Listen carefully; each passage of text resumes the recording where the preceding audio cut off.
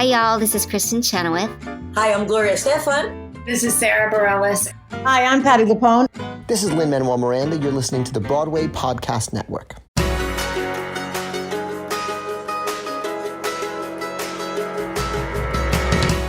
Hey everyone, welcome to a very special episode of the Theater Podcast. I am joined by my other podcast, Was It Chance, my co-host, Heather Vickery, because she and I just finished interviewing Asi Wind. Oh my God, Heather. That was incredible. Wow. Like blown away He in is person in the amazing. show and blown away from this conversation. Yes. So almost ethereal, like how he looks at magic as art and how life is experienced as art and alive and moving. And it was fantastic. Yeah. Something that got me that he said that he never set out to be like famous or rich. He just wanted to make a comfortable living and do what he loves. And magic is one of the things that he loves. He just happens to be getting recognized for it, but he's also a painter. He didn't even talk about this in the episode, but on camera we can see in the background he had a guitar and he's a photographer. He was showing photographer. Yeah. Just this all around incredible like artistic dude that just has to express himself. And I cannot get over how great the show is. I really can't. It's just so good. It is so good. Well, no, I love that. And I love his dedication to the audience in particular when he said that the audience shapes the show and that it's not about protecting the secret from the audience. It's about protecting the audience from the secret so that they can keep that magic and that joy. Mm-hmm. I was like, yes. And I feel like in so many ways we do that throughout the world, throughout art. I think we do it with podcasting. Like if y'all knew what the messy back end looked like, it might not be so much fun to listen. I don't know, right? It's so cool to have that sort of commitment to the experience that someone's having of your work. Well, I don't know about your messy back end, but my messy back end is nice and clean. Okay. See? All right. Oh my gosh. Now theater podcast people, now you know what I have to deal with all the time. But hopefully you're also listening to Was It Chance, so you probably already know. That's right. So along those lines, find us on Threads, Instagram, and TikTok at both Theater_podcast and Was It Chance on all three platforms. Leave a rating, review wherever you're listening now. And now everybody, please enjoy this episode as much as we did with Asi Wind. Here you go. 1, 2, 3.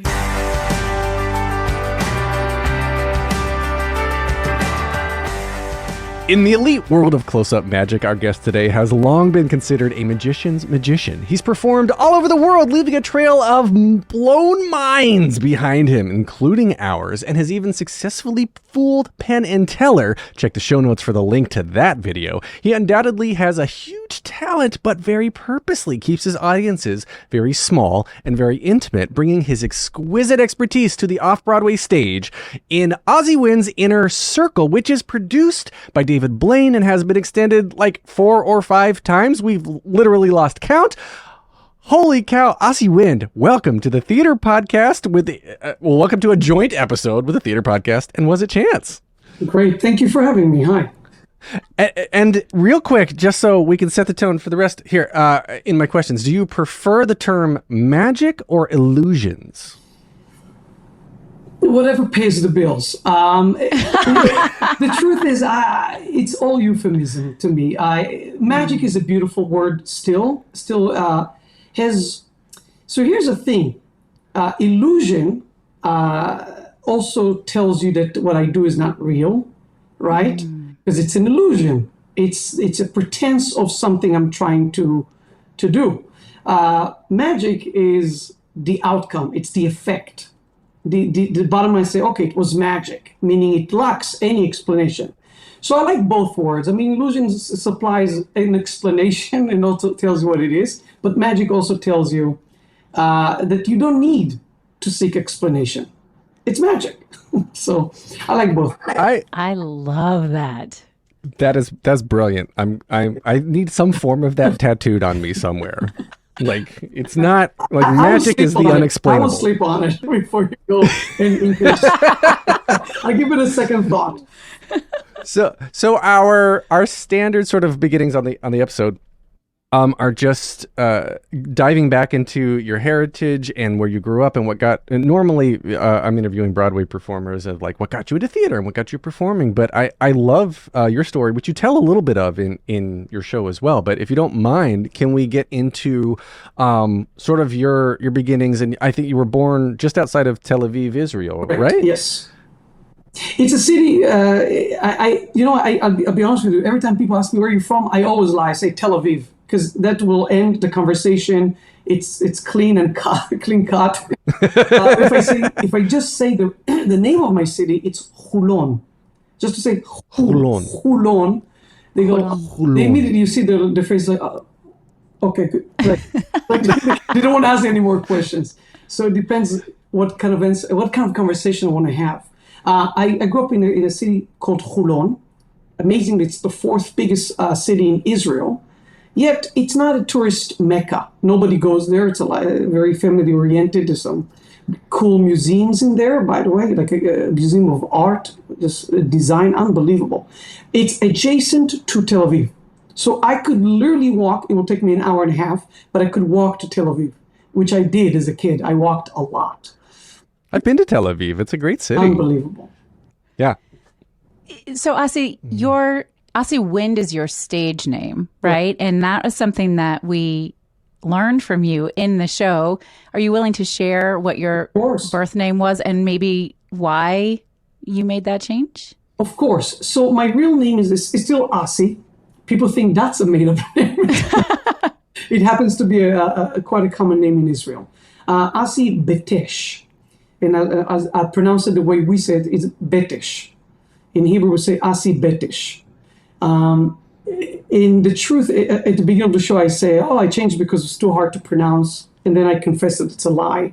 Because I changed my name because of what it revealed about me, right? Mm-hmm. Asi Betesh reveals I'm a Sephardic Jew.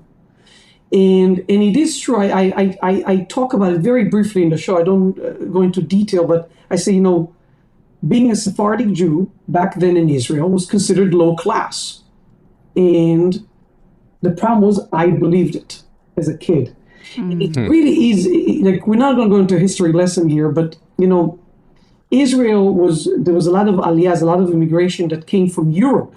The first Jewish people to build and set the foundations for the country came from Europe, right?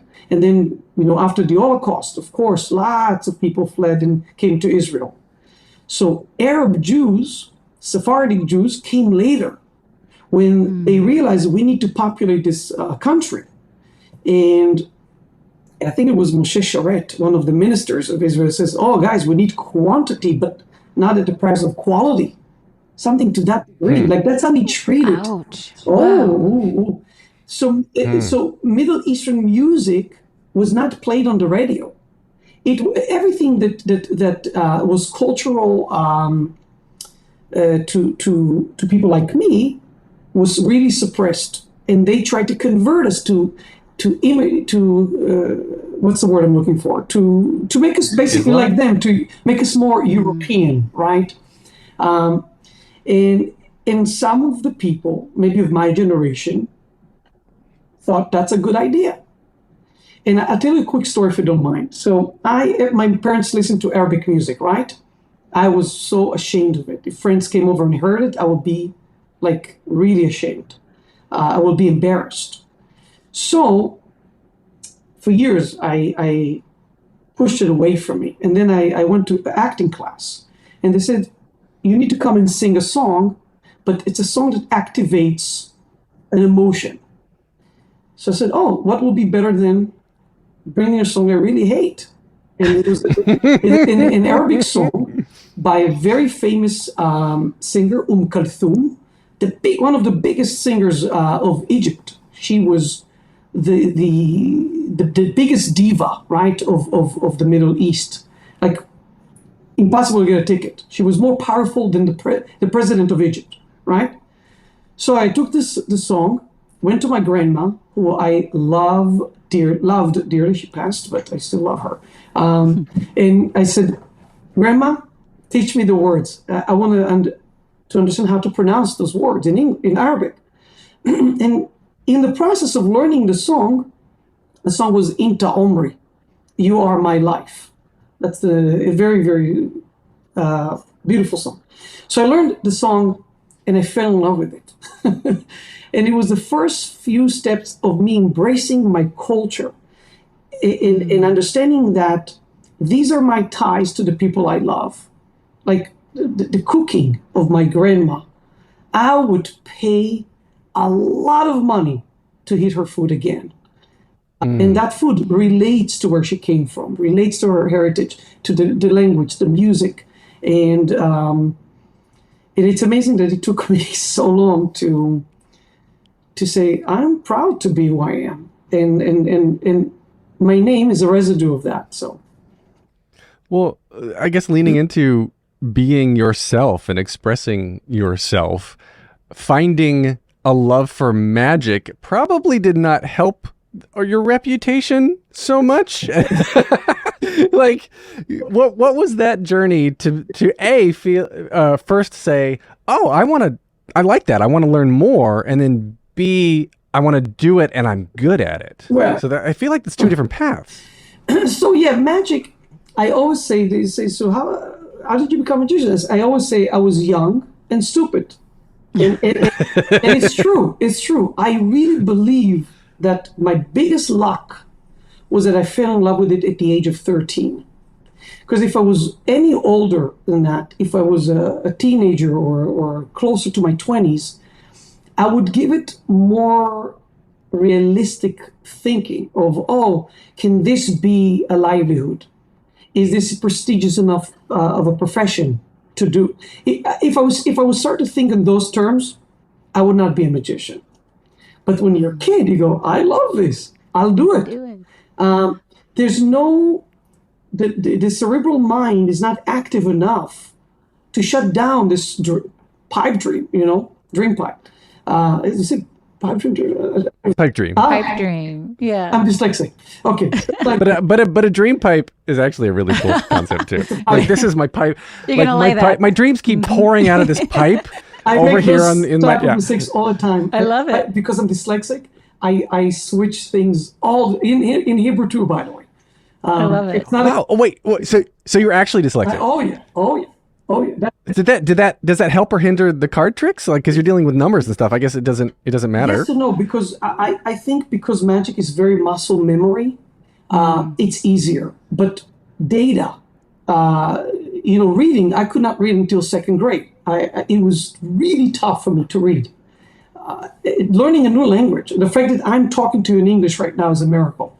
Yeah. It was not my biggest fear of moving to the States was that I can't speak English. I can't express myself in a new language. So How old were you when you moved to the U.S.? 21. What was the catalyst, though, at that young age to make the move? So, so I always said, one day I'm going to move, right? From a young age. One day I'm a magician. I'm a young, and one day I'm going to move to America and I will perform in America. And that was the dream. I spoke really bad English. And my friend, Shimshi, who now lives in Florida, moved to America about a year, maybe a year and a half before I did. His English, surprisingly, was really good. He nailed the accent and everything. He's just immersed in America like so quickly. But he said to me, you should move here. And I said, nah, I'm afraid. And he kept sending me tapes. And the funny thing is, one of the tapes he sent me was a video of a new magician who's now really big in America. He said, that's the most popular magician in America. And he sends me the tape. And who's that magician? David Blaine. David Of Blaine. course. I'm like, really? And I'm watching David Blaine as a kid back in Israel. And that's one of the baits to get me here. Then when I move here, which is funny, I walk my dog one day and David Blaine walks towards me with one of my best friends, Doug McKenzie. And he says to David, oh, that's the guy I told you about, Asi. You should meet him. you'll get along. Wow. So I love that circle, right? I mean, from a tape that was sent to me when I was a kid to meeting the guy, and that day, by the way, we ended up playing backgammon until 6 a.m. in the morning. So we hit it off as friends first off, more than colleagues, more than magic. And it's just kind of an interesting circle. So David became almost a superstar at the age of 19, right? Yeah, he was really young. So how old was I? 12, 13. Exactly. Okay. Wow. So the difference is especially in those ages, now we caught up. Now we're the same age. But back then we were not. That's what happens after 40, right? Yeah, after 40. Right, yeah, we're all saying this point. Nobody celebrate their birthdays. It's over. But how does one magician walk up to another and they're like, hey, I think I'm as good as you. Can we hang out? Or you're like, hey, what's that behind your ear? Whoop. They're like, no, we're friends. So how does that relationship start? Because I'm sure, and you probably have this yourself now, people aspiring, whatever you are in that profession, right? People who want to be like you or have been inspired by you, the metaphorical you and the literal you, Asi, come up and say like, I want to be part of you, part of your world. I want to be who you are. Like, let's be friends. Like, how did that work? So it's a very good question. Adam Gopnik, who wrote a piece on magic for the New Yorker, he spent years. He came to our shows like night after night and socialized with us. Like we used to do a show called Monday Night Magic, and after the show, we always went to dinner. And it's a bunch of magicians sitting after the show and jamming. And he noticed something that as an outsider that was mind-blowing to him. He says, of all the professions, writers, actors, musicians, the strongest brotherhood I've ever seen between artists is magicians. I was in Bangkok. I went to do a show. I'm all alone, and I want to spend a few days in Thailand, and I'm alone. So on Facebook, I write, hey, I'm here in this hotel. If there are any magicians who want to hang out, let me know. Within That's so cool. 1 hour, 20 magicians showed up at the lobby of the hotel. What? And I said to them, here's the deal. You take me to the best restaurant, like a real local restaurant. I want to eat real Thai food. And we'll talk magic all night. And I bet you, if you saw us from the side, you say, these are friends, they've been friends forever. Because this esoteric art is an immediate bond. We talk about something we're so passionate about. And if you think about it, it's a secret passion, meaning I can't discuss methods with you right now. I can't tell you, how clever is this idea? How clever is this little ruse or ploy? I can't. But I can do it with my nerdy friends. And we can geek over a move, like with cards, like for an hour. And that's something I can only do with magicians.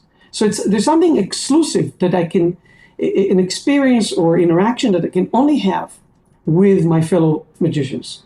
So it's a strong brotherhood. We're going to take a short break. Stay tuned for more of the episode.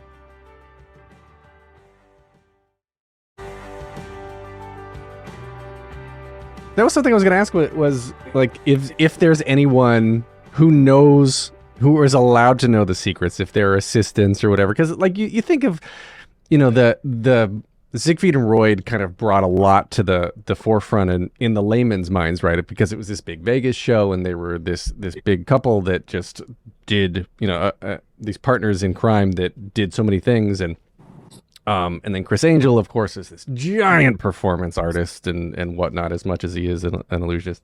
And but then the stuff that you're doing, I think, like it's all one-on-one. You don't have assistants. I mean, I'm assuming you don't have assistants. You don't have people setting up the tricks. You're like, and I think I was reading something about you as well, that part of why you and David Blaine get along so well is because I think you had said at one point that you realize he's one of the first people who's actually doing. It's not a trick. He's actually doing the magic, right? Yeah, he's actually doing the illusion. And so, like, you being very similar, you guys bonded over that. Yeah, so simplicity and kind of like, so here's the deal. before Blaine, it was the big spectacles. It was the David Copperfield. It was the world's greatest illusions shows with the big boxes and all that. And by the way, I loved it as a kid. I watched Copperfield on a loop. You could play a song by, because there's a lot of Phil Collins songs and Peter Gabriel. You'd play a song and tell you what trick he did to that song. No, but I really knew it. And Copperfield was funny, engaging. The first magician to dress cool. He rocked the tuxedo. His choice of music he really did so much, and I loved it, right? And I still have an amazing appreciation for Copperfield and what he did for magic. I think he is a big and very important force in magic.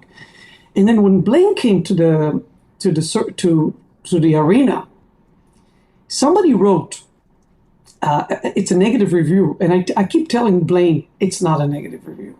He wrote that all the tricks that Blaine used in his special could be bought for $50. You can buy all the apparatus, all the props that he used for $50, probably in CVS or maybe a magic shop, whatever. $50. And I think this is a testament to how brilliant Blaine is, right? He made an incredible show with nothing. Yeah. Nothing. Yeah. Because he realized that the strength of magic is two things. It's the connection with the audience, and it's about what magic does to them. And people, as much as they love seeing the magic, they loved seeing how people are moved or reacting to the magic. Revolutionary. Back then, before Blaine, the camera was fixed on the performer and the boxes and the magic. Now the camera shows you a little bit of that, but mostly the people. That's revolutionary. That's the first thing that Blaine understood, and it made a huge shift in, by the way, how I thought about magic. To me, when I first saw Blaine, I was like, I'm not getting it. Because it's against the grain. It's against everything I've been taught. And Blaine understood, he kind of had this eureka moment of understanding, hold on, poor, rich, educated, not educated. At the end of the day, you show them a trick, they're all going to go, what the fuck? And they break out. So magic kind of levels them in such a beautiful way, and it pulls that sincere, human reaction to something that is amazing to them. It strips all those masks, and it's beautiful. It's unbelievable to me. And so, yes, Blaine really, really influenced me in that regard of the simplicity, right? You don't need big productions. It's not about the confetti and the fire and the pyros. That's cool, sure, do it. But if you take all of this out, what's left at the end of the show, I think, in my show at least, the stars of the show are my audience. They are the stars.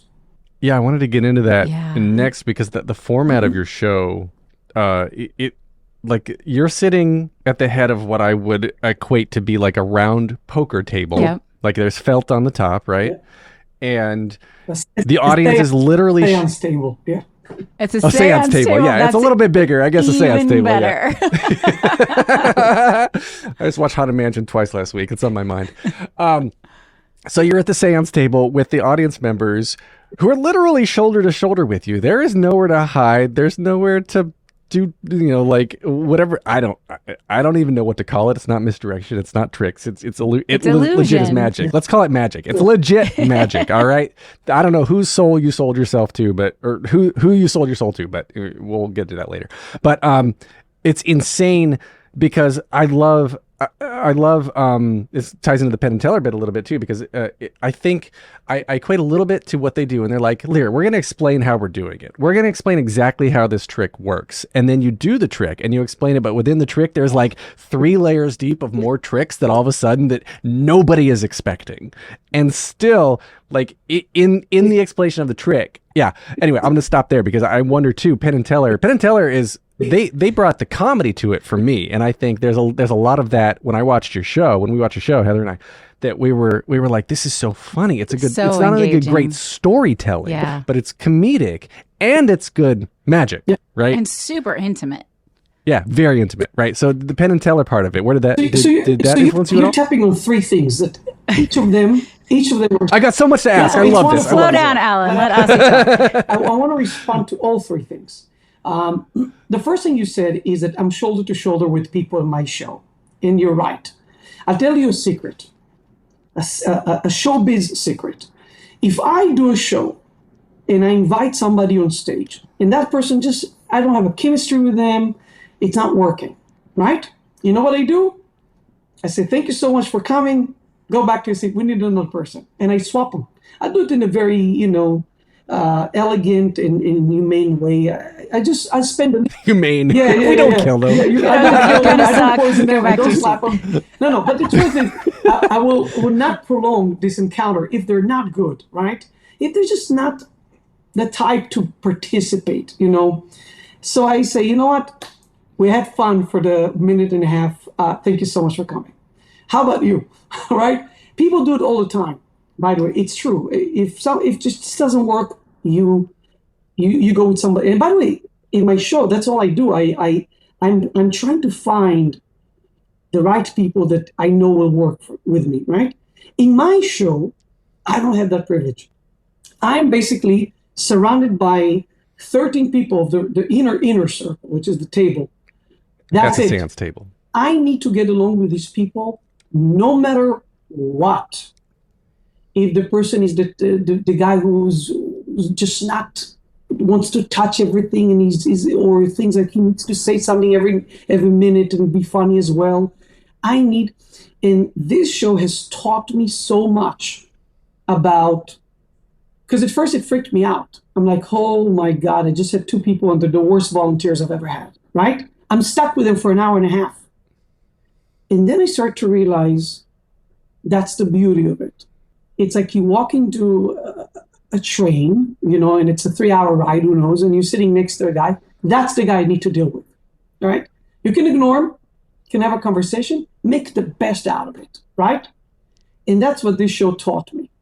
I started to realize that they really shape the show, and I should be okay with that. I should really be okay with what they shape the show to be. So that's one. The second thing you said was about secrets. It's about, Penn and Teller revealing, right? And in my fullest clip, I reveal a trick in the show. And here's a very, very important thing. I don't know who was the one who said that, but it's a beautiful quote. It said, the magician's job is not to guard the secrets from the audience. The magician's job is to guard the audience from the secrets. It's a big difference, right? Because here's the deal. I'm dying to tell you how clever I am, and how clever my methods are, and how skillful I am with my hands. And I need to hide all of that. If you came to me after the show and said, oh, you're really quick with your fingers, I'm like, no, it's an insult. I never touched the cards. Things happen on their own, right? I'm not even doing sleight of hand. I'm not touching anything. So for me, I want to share the secrets with you, but it's just going to spoil the fun. It's really similar to revealing the end of a movie. Tell you, oh, at the end, this guy dies and he marries her and she betrays him, right? And then the whole movie is gone. And it's a very similar thing, only that in magic, you can never tell the end of the story, because the end of the story will spoil your next encounter with magic. So that's why it's so hard. At the show we were at, there was a kid, I think it was an early 20s or late teenager kid who would come like 3 or 4 times. 3 or 4 times. He's trying to figure out your trick. Yeah. Yeah. Do you have a lot of people who are coming over and over again like that? Yes. Who are just like, they're just trying to figure it out to like spoil it for the lack of, I mean to spoil it for everybody else, or they just really want to know it for themselves? So, I guess there's two camps there. 3 types, I think. 3 types. There's the guy who just comes over and over again because he wants to figure it out. Sure, I'll take your money. Come again. You're not going to figure it out, right? Yeah, or if you do, I don't care. But you won't. But secondly, you have the magicians, right? When I was a kid, I went to Vegas, and there's a magician called Matt King. Amazing comedy family magician. Unbelievable, really. The best comedy magician. So I went to Vegas with my friend Chimshi again, and we go to see the show. Show is over. He does 2 shows a day. Finishes the show. I go back to the box office. I buy another ticket to see the second show. And Chimshi goes, "What? We just saw it." I said, "Yeah. First time is to enjoy it. Second time is to learn." So I go again. And every day I come every day and I see both shows. I saw them maybe 40 times. Wow. And I think some people are magicians who happen to maybe like the show, or they think there's a lesson here. They might come and see it again for not to know how the tricks work, but to understand what makes this show work as a show. And I think that's what I did. I think that's what they do, and that's what I will do all the time. I go see shows all the time to learn. So, and the third kind, which I know because people come to me and they say, we come here again and again because every time we see the show, it's a different show. Mm-hmm. And that's because of the audience experience. As I said, my audience is really a big factor, a big component of the show. And the humor and the ad-libs and what could happen and this and that makes every show unique. And I think that's why they come again. I think. Do you remember, do you have the type of memory that you remember almost every show? I don't know. Like what really stands out for me talking about the ad-libs was you were asking one of the guys, what would you have changed your name to? And he said, Bruce. And then all the way across the house, somebody was like, Bruce! So funny. I do remember, of course. Yeah, that was the show we were at. That happened. Yeah, so it was, I love authenticity. A lot of performers are afraid of hecklers, right? So now, there's such thing as a heckler, somebody who ruins the show. But to me, the line of heckling the threshold is way, way, way wider, right? I love when people say funny things. I love when people do things that makes it different, right? Like he says, "What name would you?" And he goes, "Bruce," and she starts laughing of the name. To me, it's an opportunity. It's an opportunity to create what I call the illusion of the first time, or the first and only time, right? Mm-hmm. Yeah, because your reaction's genuine. It is, because I'm also a spectator. I also watch the show with them. We're going to take a short break. Stay tuned for more of the episode.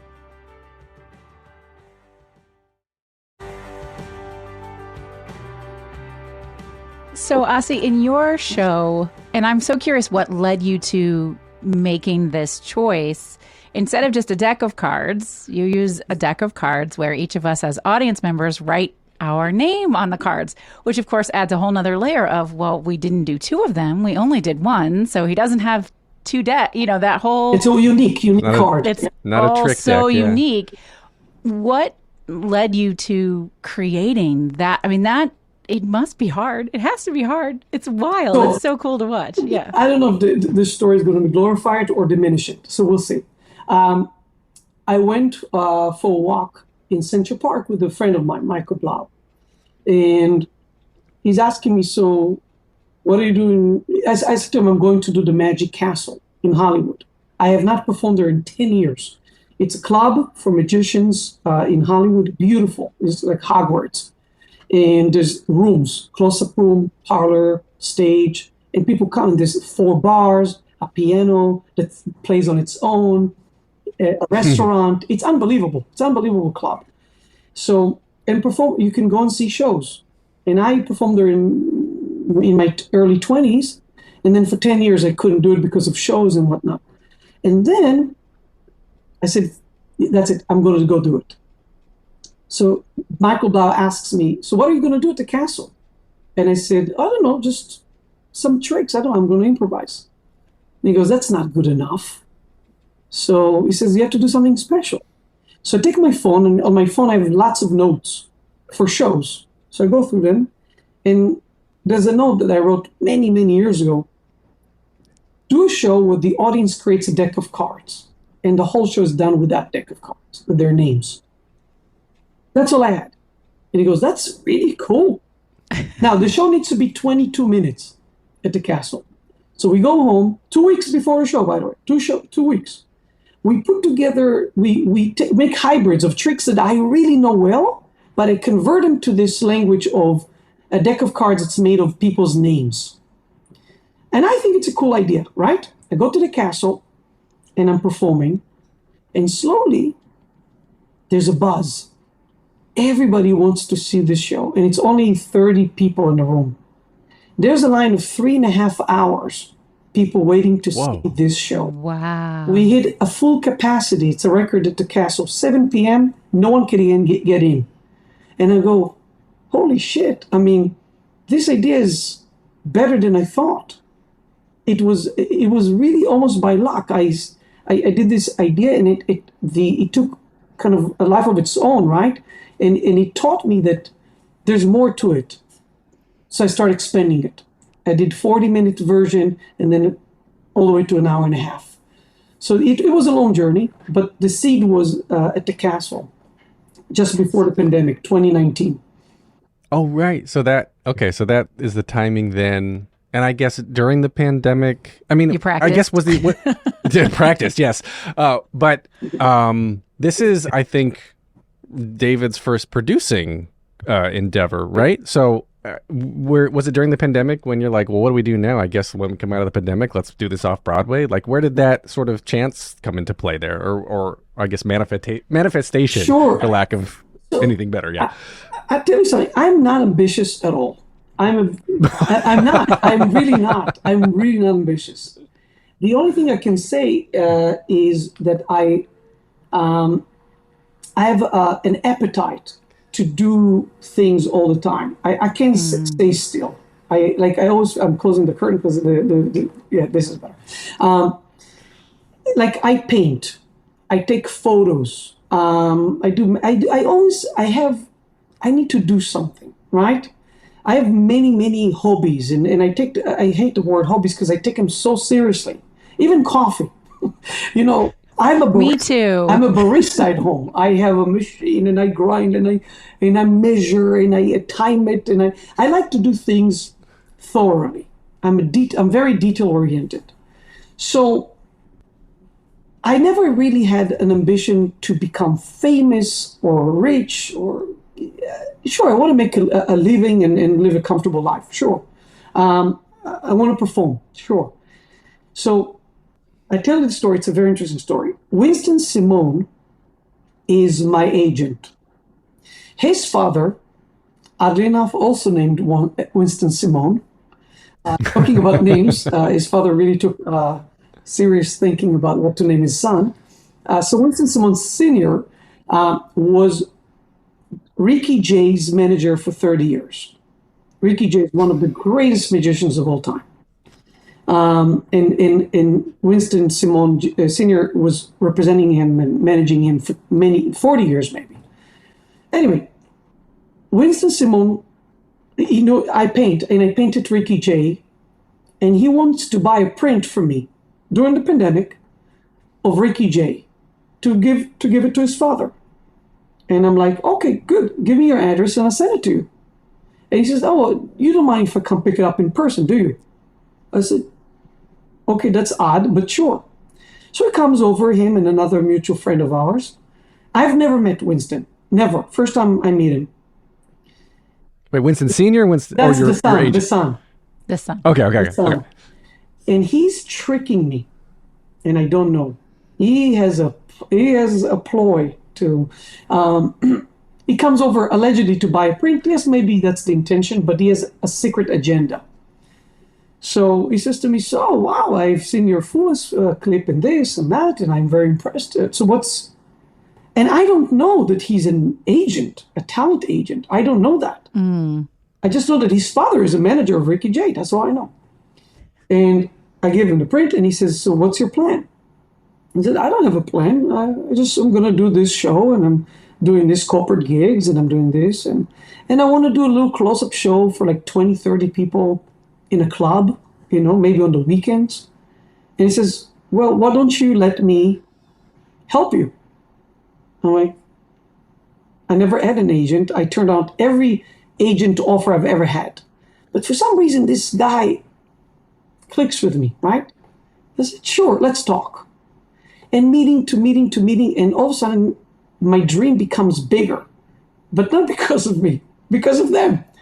And then he tells me a secret. He tells me, look, I start working for this company. And they said, oh, you need to bring, if you want to work here, you need to bring some talent. Who do you know? He goes, oh, I can get you Asi Wind. He's never met me. Never met me. He says, I can get you Asi Wind. I like this kind of chutzpah. It's amazing. He commits to something based on believing in his talent to persuade me to become his talent. And that's how it's rolled. And all of a sudden, my 20 people kind of a very low-key endeavor that I had in mind became Inner Circle, which is, it's a theater that we built from scratch.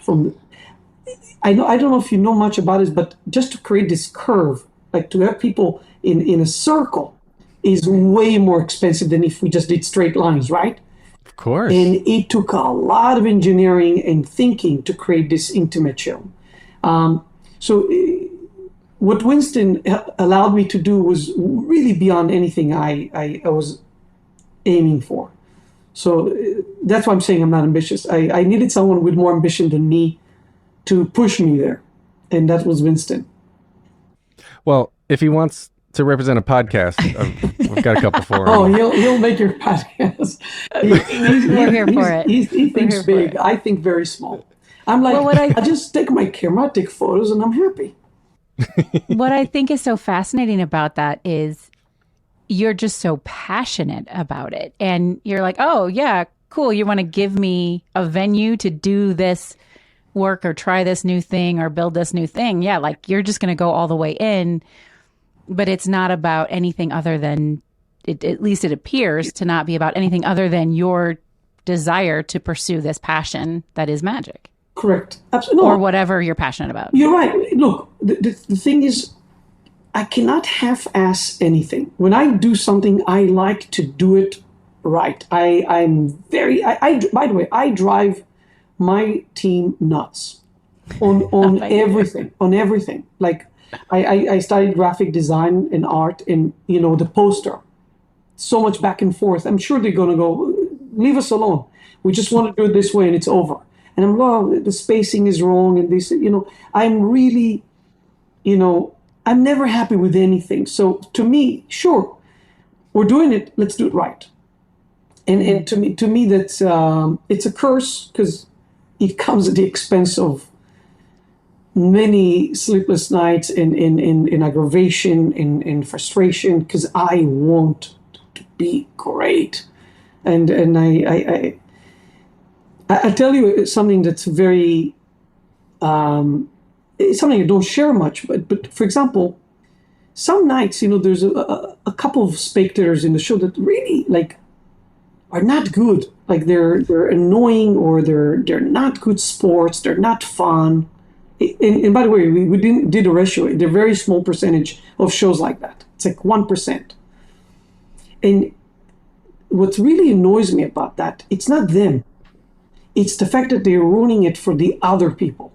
Yeah. The people that paid money, traveled, made an effort to come see the show, and I want to give them the best possible show. And those two people in the audience are compromising this experience, and that drives me nuts. Now, I know I'm exaggerating, but that's the level of detail. Like yesterday, my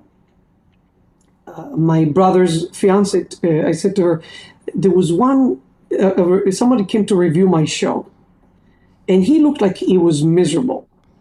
Like his face was like he's tortured. He does not want to be here. And I did not know as a reporter. I did not know that. And I'm like, why did he even buy a ticket to see this show? And she asked me, my brother's fiance, she asked me, hold on, you telling me that from 100 people, you spotted one face that looked like he's not having fun, and that bothered you? You even saw him? I said, yes, I see every face. And I care about every one of them. and it's too much because it's like relax. Yeah. And by the way, he wrote a great review. There you As he go. should. He was just focused. He was just playing the part of a critic. But he could not be grateful enough. He wrote an amazing piece, which I never read. I just know it's an amazing piece because everybody tells me. I have a rule: I never read anything about me or watch. Smart. Yeah. So you won't listen back to this podcast after we release it? No. But why should I? I hear every word right now. I experienced it. I think it's not going to get more. I'm not going to experience this more if I watch it again. That's true. That's very fair. I don't know. I've had a lot of people who say, gosh, listening to myself, I go, oh, I really do know what I'm doing, or it's so nice to hear me from somebody else's perspective. But I understand lots of people don't listen back to themselves. On But you know what, Heather, that's interesting because what he was saying earlier about, not ambitious, Yes, just wants it to all live tracks. comfortably, right? Yeah. Doesn't want to be super famous or super rich, just wants to live comfortably. And I feel like, I wonder if that's the difference there. The people who do listen back to themselves are the ones who do want to be famous. It's They do want to be mega possible, rich. yeah. And then Asi's just over here like, I just love what I'm doing and I want to keep doing it. Yeah. So here's the thing. When you work on a video, so I edit my own videos, and it's torturous because I have to see myself. I know that feeling. Hate seeing myself on video. So it's interesting because on the one hand, you do need to hear it again, and you need to critique yourself. But there's some things that watching it again ruins that experience, right? A lot of times I see people like on the street doing this. Like everywhere they go, they're like shooting in this, and I take photos too. Watching through their camera, their phone. But I feel like they see the life through the amount of megapixels that they have on the screen. There's way more megapixels here. This is the highest definition you'll ever see. But you're compromising it for a lower definition. You're seeing less pixels of life on this device. Yeah, and you don't experience it, I think, you're not truly present. And I do that too, like, especially with my videotaping my kids' right? things or whatever. Yeah, exactly. Is like, I'll frame up my video on my phone and try to hold it there while not looking at it. And then I'll go back and check it every now and then. But I love to watch what I'm recording through my own eyes, not looking at the screen, recording it for that exact reason. Yeah. It's It's a good. constant struggle to want to capture the moment for later, but also to be in the moment. And the second thing I'll say to that, and again, I'm guilty of it because I do photography and I love video. I do. But I feel like the moment you turn the camera on, you become a different person. Because, the kind of conversation you're going to have with yourself, but when there's nobody around, it's probably the most sincere, the least filtered and as close as you can get to reality, right? By yourself. Second is with a dear friend, someone you really trust, right? But the moment you turn this on, you basically turn the entire world to listen onto this conversation. So think about the sincerity of the one-on-one, or you one-on-one is you and you, and the one-on-two is you and another person, and then the rest of the world. You're really far from being as authentic and as real as you can be. The moment the camera turns on. That's my fear. I am.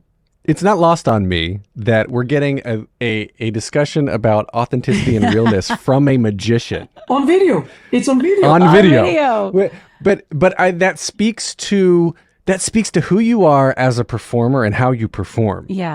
And because again, we go back to the fact that legitimately, and I stopped describing it, and I want to continue. But your set is like around a seance table with, I think, maximum 3 rows, and you said it's 100 people total. I think It's five rows. Yeah. Yeah, so it's legitimately very intimate, and there's no bad sight lines. Everyone can see around you, next to you, in front of you, and you're laying everything out. When you do things flat on the table, there's a camera above you that's Project some of the showing stuff. things.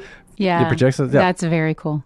And you're going out of your way to make sure no one is missing a single detail, because you do want to be right there in their face, in front of them, showing them, exposing the trick, which is part of the trick too. Well, yeah. And what I love is that you say over and over, well, I'm lying to you, or I'm, that was a lie. That was a lie. I'm not telling you the truth. And yet, like, it was. It's amazing. God, it blows me away. So yeah, I mean, look, the show has a few goals in mind, and I understand, by the way, that sometimes I reach those goals, and sometimes the person who comes to the show has an experience that I could have never predicted is going to have. But to me, if my biggest enemy is the theater, because the best magic you'll ever see is if you and I went to dinner, ate something, and at the end say, let me show you something. It's in the restaurant, and you go and you don't expect it. And the confinement and the contrived environment of a theater is immediately against me. I'm trying to erase the fact that we're sitting in a formal theater and the biggest compliment I got, we did a testimonial video, and one guy said, again, I did not interview him, so it's nice that he said it. He says, within 5 minutes, I felt like we're buddies. Yes. And to me, that was really right on the money. That's what I'm after. I want to create a connection that there is no inferior, superior. We're in this together, and we're going to experience this together. And that's why the humor that I have in the show is to remind you that it's a bunch of secrets that I know, and I'm showing them to you. It's nothing more than that. And the real magic is really what we make of it here together. We're going to take a short break. Stay tuned for more of the episode.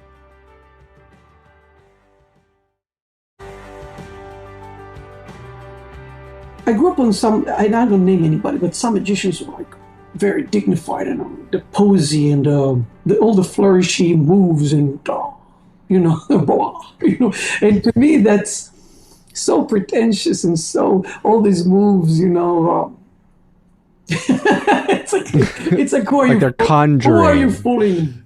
Or with the wand, To me, that's so pretentious and so stupid. So like, I'm not real, but there's like, the magicians who say, I'm going to ask you a couple of questions, and because of those questions, I will know what you're thinking. And I do it in the show, but it's a parody because the questions they ask are so stupid. Oh, yeah, I know. We have told that story. Alan and I probably 5 times have told the story about that bit in your show. Yes. Thank you. Well, you know what it is? It's a parody on magicians that I saw as a kid that did it for real. Mm-hmm. They go, and say, I'm going to ask you a few questions, and based on your answers, I will know anything I need to know. Yeah, right, okay. What is your favorite book? Oh, great. So I came up with, it took me a long time to find the most ridiculous questions that everybody knows that's not helping him. There's no way that these questions are helping him figure out this thing. So it's a bit of a parody on magicians who take themselves too seriously and have this pretentiousness about them. I'm so clever, But that brings up an interesting point. Asi, at what point, or maybe you haven't reached it, but I hope that you have, did you go, damn, I'm really fucking good at this? Never. Even after Penn and Teller, like you fooled two of the best. Dave Bling produces your show, and you're like, nah. I refused to watch this clip for a long, long time until somebody made me watch it. Because I needed to upload it to my channel, and that requires watching it, And I really hated the idea of seeing. I'm never happy fully with what I do. I have joy during the thing. But after it's like, I should have done this. I should have been this. I'm an erotic Jewish person. Seriously, a friend of mine, Rune Klan, said to me, you're like the combination of all the characters of Seinfeld. melded into one person. There's the clever, the neurotic, the guilty, the this. And it's true. I'm fighting it. I should relax a little more, but it's true that I'm scrutinizing things way, way more than I should. And I'm learning slowly what to let go of and what not. Right now, I don't have this filter of what's worthy of my censoring and my attention and what's not. I'm working on it, so we'll see. That's cool. I hope you That's get very there cool. because you deserve it, because you are very, very talented, and it's special. It's different I appreciate watching you perform. How do you come up with new tricks? And then once you find something that you want to do, how long does it take to really perfect it to performance standards? I will say the answer is forever. It's never perfect, first of all. I could have told you that, Alan. But it's true. Well, I mean, like ready to bring it into a show, or like I'm going to try. Like comedians will go in and they'll be like, I'm going to try a joke. Oh, that fell flat. Scratch it off the list. But you can't really do that in magic. You can. You can. Oh, really? I think comedy and magic have a lot in common. When you do a serious play, dramatic, and there's silence in the audience, you don't know if they're inside like sobbing and like really feeling it, because it's very internal. But with comedy, you tell a joke, no laugh, flat, right? It failed. Same with magic. If there's no gasp or whoa, what happened? Or an amazement. It could be more, there's flavors of that. There's more subdued amazement, but you can feel it and it didn't hit. With magic, it didn't hit. And if it didn't hit, you go back home and you go, what did I do wrong? And sometimes there's something beautiful, beautiful, beautiful, beautiful. There's a theory called the too perfect theory. We're not going to discuss it. There's a cousin theory that me and a few friends of ours contemplated. It's called the too impossible theory. And you say, what? How can something be too impossible? And if you have a second, I'll read to you a paragraph from my favorite book. It's a book that was written in the 1600s. If I can open it, we'll see. We'll see if I can. Here. We'll see if it opens to that. Please remove the book. Okay, I can't. Well, I'll tell you about it. Cervantes, who wrote Don Quixote, right? He writes a paragraph about this too impossible theory, but that's calling it a too impossible theory. And he basically talks about chivalry books. He says by restraining impossibility, the thing becomes more plausible and therefore more enjoyable, right? So, and that's what Blaine does too. If the magic is like, I don't know, you disappear and reappear on a building over there, it just, nobody believes that, right? Even if it's flawless illusion and you really see him vanish and reappear, you go, I refuse to believe this. Yeah, sure, I don't know how you can't suspend disbelief. Yeah. You say, I'm not going with you on this ride, But on the other hand, when something seems, maybe it's possible, but it's, you have this back and forth. Yeah, I think he can do it, but no, he can't. And then you go, okay, I give up. It's magic, right? That's much more pleasing. And because there's a lot of magicians, that they abuse that. They do over the top magic. Yes, it's spectacular and all that, but it doesn't hit. So yeah, when I work on magic, I fine tune this, and sometimes, believe it or not, we do a trick, and I go back and say it's too impossible, it's too amazing. We need to tone it down a bit, make it less amazing, and by making it less impossible, less amazing, quote unquote, it becomes better. And it's weird because it's so counterintuitive. That makes so sense. You have though. you have to make it in the realm of possibility so that they can relate to it. Yeah, because especially stuff online, the grandiose stuff, I'm like, oh, that's a camera angle, or they edited it, or like you can always claim that sort of thing when you're not there in person, which I think, doing any sort of thing over I guess, digitally like that is hard, which I think, like, are you a fan of Justin Whaleman, Magic for Humans on Netflix? Justin is a dear friend of mine. I have not seen the show, but I think Justin is a wonderful performer. Wonderful. I've seen him on stage. I've seen him do his show. Super funny, engaging, and wonderful, wonderful performer. Yeah, and he's got. Why I brought him up is because I think he's one of the few people I've seen that, of course, no cutaways, one steady shot, where it's showing the audience. To hear that. That's good. Yeah, it's showing the audience what you're seeing in person, which I think is really important. It's important, and I think the one thing that Justin gets, and he came to the show and we had this discussion. He understands that the magic is supporting, is a vehicle. It's a tool to create. It's weird to verbalize it, to put into words, but the real magic really happens between this human interaction, where I'm sharing a story with you, right, of something that should not happen, and you and I, make it work. I tell you, it's a quote I put in my program, is that my job is to lead you as close as possible to magic, but there's a point where I can't. Now you need to make that step towards me so it happens, right? It's you need to be the co-author of my show to some degree. You need to complete my work. A dear friend, Jonathan Safran-Foer, one of my dearest friends and favorite authors, we did a podcast during the pandemic, and he says, you write about a tree, right? There's a tree in front of the house. That's all the information. But what tree is it? How big is it? How much shadow is it casting over my apartment? That's up to you, right?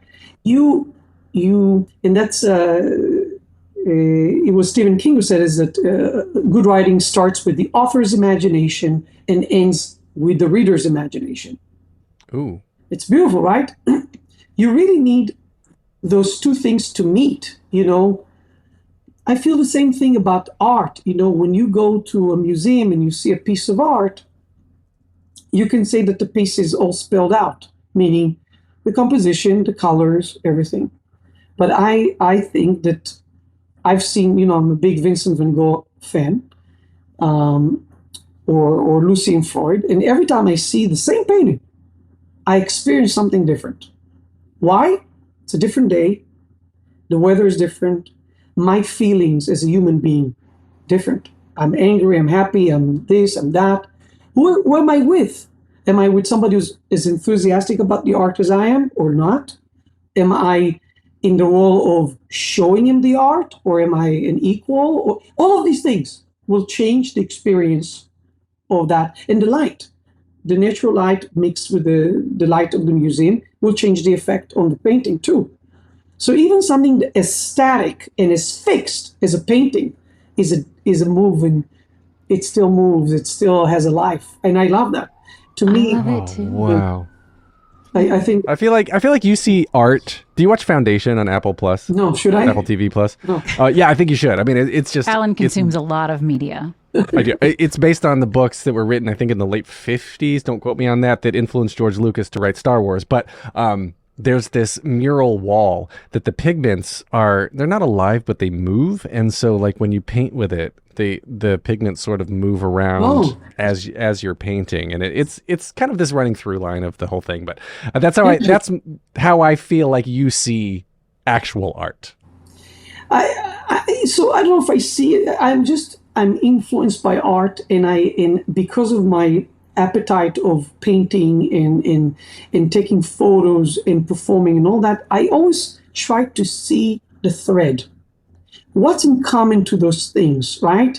And sometimes somebody just asked me, he said to me, a show is unique because every show is different because of how it unfolds every night. But a painting, that's it. You finish it. It's fixed. And I'm like, no, it's not. It's not. It's the same. But that's perspective, right? It's your perspective in that moment because of all the things you said, the way your morning went before you showed up to look at it, the way you're feeling, who you're with, the light, all of that. And perspective is something, so I'm a transformational success coach. That's something I work with clients on all day, every day is you want to shift your experience, shift your perspective, look at it from a different point of view. And that ties into a question that we ask always on Was It Chance, which is, what's your relationship with failure? Because that's perspective also.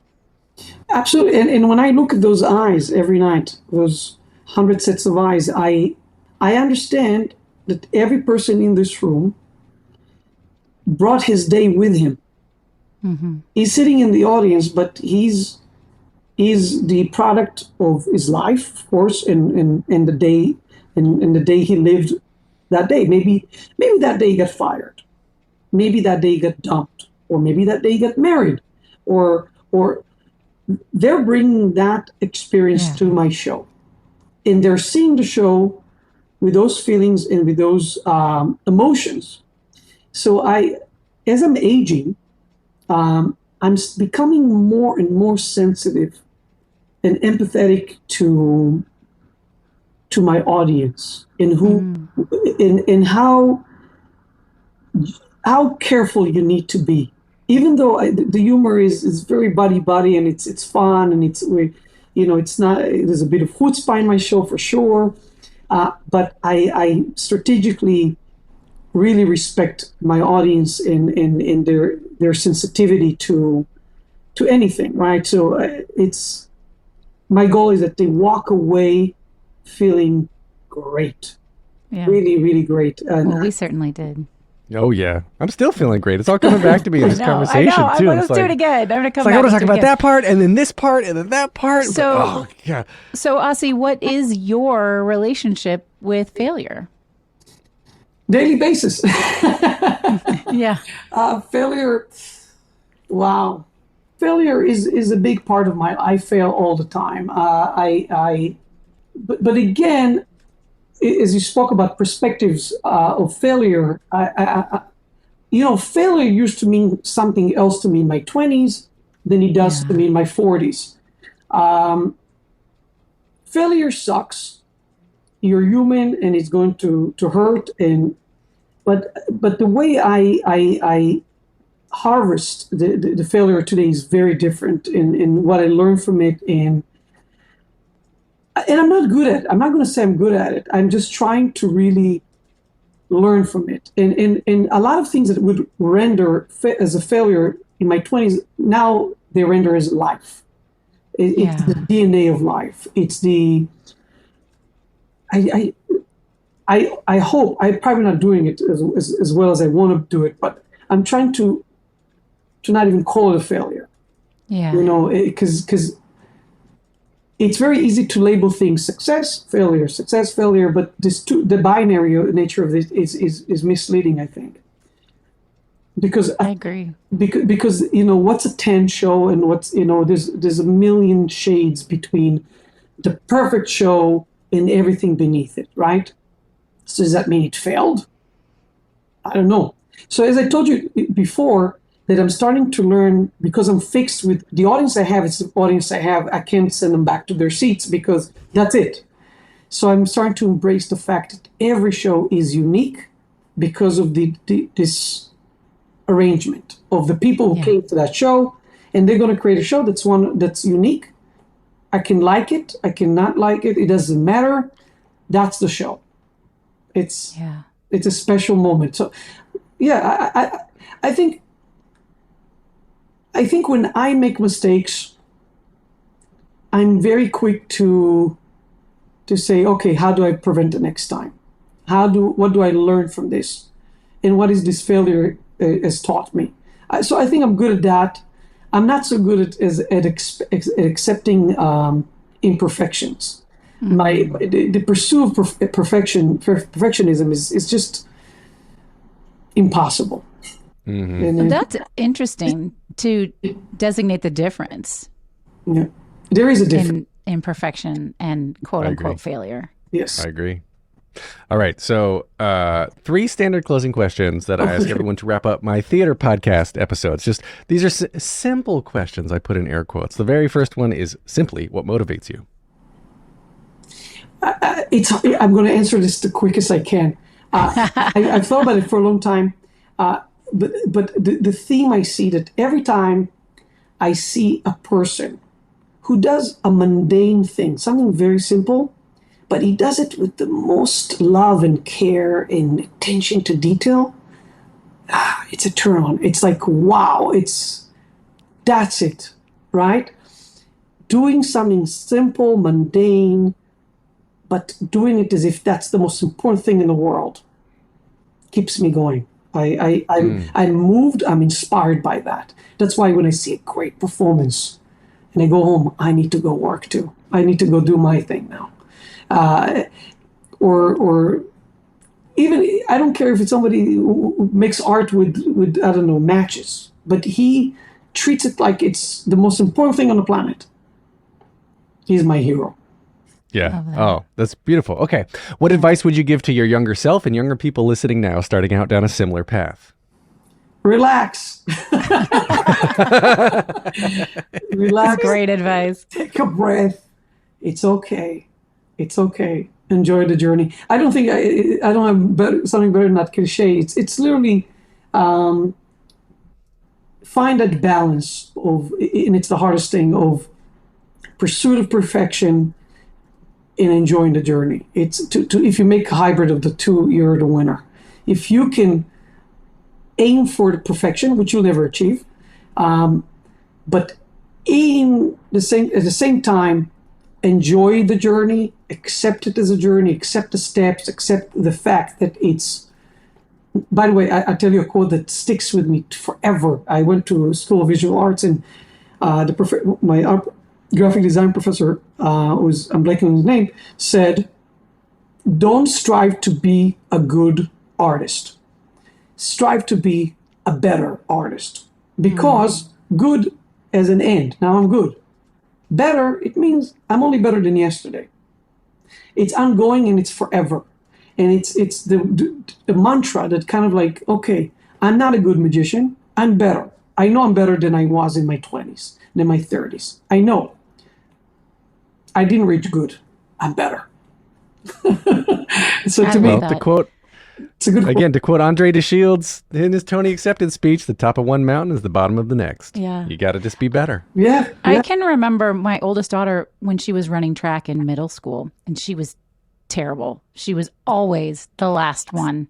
She kept running And backwards on her hands. No, but at one point, and she is a massive perfectionist, but at one point she said to me, "I know I'm not going to beat them. So my goal each time I run is to beat myself." Nice. It's amazing. I like that. It's wonderful. Let's do It's that. really, it's wonderful. It's healthier. It's healthier, and sometimes with life, I think what I perceived as wrong and flawed and failure, I realize it's not. It's beautiful. You know, the scratches of my film camera are beautiful. They're like, there's imperfection that I'm starting to love, and the show of age, and you know, the photos I like to take is the people that their face tells a story, not the you know, completely smooth and, you know, photoshopped face. You know, to me, the imperfections are becoming, or the flaws, they're not flaws anymore. They're Candid photos are my favorite, like capturing them in a moment. All right, so last question then, and you can interpret this to be a for magic, for TV, for film, for theater, whatever you want. If you could only see one show for the rest of your life, but you can see it as many times as you want, what would you see? a live show. Well, interpret it as you will. It could be It could be a movie. David Copperfield's first show, if you could travel in time. I don't mean to lead the witness. I'm saying, interpret it however you want. So the best magic experience I've ever had, and as I told you, that's what I'm trying to create in my show. There's a magician who's now 80-something years old, Juan Tamariz, who, in my opinion, is the greatest living magician. And when I was a kid, I spoke about him in the show. He influenced me a lot. The guy is magic. And it was after dinner, 20 or so people around, and he took a little pad and a deck of cards and did a show for us. I would watch this again and again for the rest of my life because it's the most magical thing I've ever seen. That's so cool. It speaks to you. That's brilliant. That's what we wanted. So everybody, listeners, please go to asiwind.com. That's ASIWIND. Tickets are now on sale through January 7th, 2024. And fingers crossed it will keep on getting extended. I don't know if you've got any plans after January 7th. But I don't think it will, but we'll see. I don't think it will. We'll see. Y'all want to go see this show. Go to New York just to see this show. Yes. And it is also in a beautiful neighborhood. We didn't even cover it. It's like just south of Washington Square Park. Yeah. And we had a nice walk through the park. We came out after the show and we walked through the park, and it's like 11:30 at night or something. And it's just alive with New York experience. Come see Asi Wind and Washington Square Park. Great.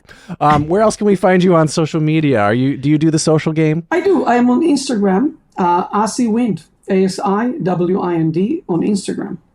Yeah. Awesome. And then Heather and I are on Threads, Instagram, and TikTok at theater_podcast. And Was It Chance? Leave a rating and review for the Theater Podcast and Was It Chance? Yes, please. Theaterpodcast.com, wasitchance.com. Thanks to Jukebox the Ghost for the intro and outro music. Special thanks to my Was It Chance co-host, Heather Vickery, and Asi Wind. Oh my God, thank you.